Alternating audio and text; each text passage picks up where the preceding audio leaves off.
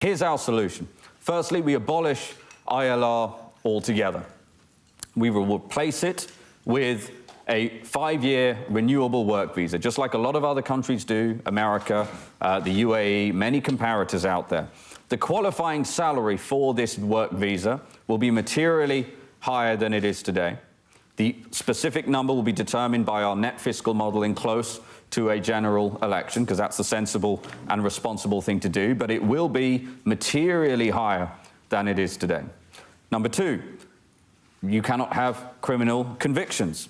Number 3, as Nigel says, when he's Prime Minister, we will ensure we legislate so that foreign nationals are ineligible to claim welfare. That 1 in 6 number Nigel mentioned is a catastrophe. It's cost us £9 billion last year alone. And again, I want to emphasize that's before the impact of the Boris wave has actually been felt.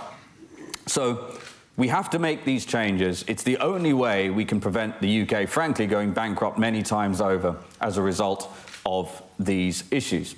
We will also introduce an English standards test. So we will materially increase the required threshold of English needed to qualify for this 5-year renewable visa.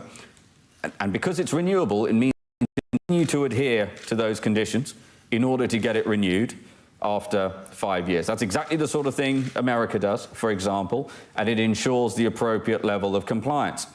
We will also increase the number of years you need to be in this country to qualify for British citizenship. The British passport is incredibly precious. We think it's the best passport in the world. It should be treated as such. So we will increase that threshold to 7 years.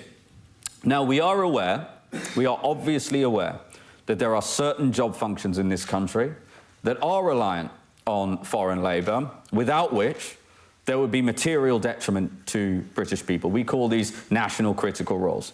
So as a result of that, we will create something called an ASSV, an acute skills shortage visa.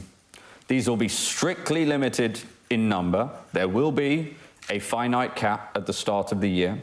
And really importantly, any employer that is sponsoring via this visa and benefits from it will have to pay a levy that in turn is spent on training the equivalent British worker for that role. This has insanely never really happened before, which is why it just goes on and on and on, and the acute turns into the chronic. So by implementing this policy, we will ensure that, for example, our care homes do have enough workers, but we'll go into the detail on that. That doesn't mean they can bring infinity dependence.